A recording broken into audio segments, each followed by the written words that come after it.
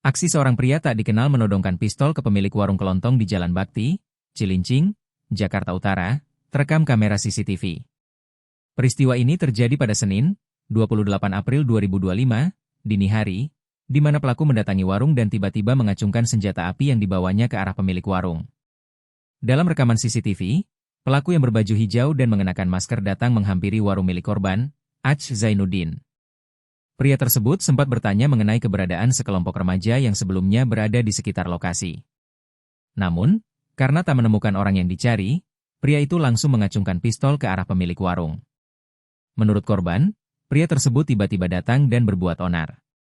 Ia datang bersama 5 rekannya yang menunggu di luar warung. Semuanya membawa senjata tajam. Para pelaku juga sempat mengacungkan senjata mereka ke arah pembeli yang berada di warung. Bahkan, pelaku sempat meminta handphone pembeli sembari menakut-nakuti menggunakan senjata.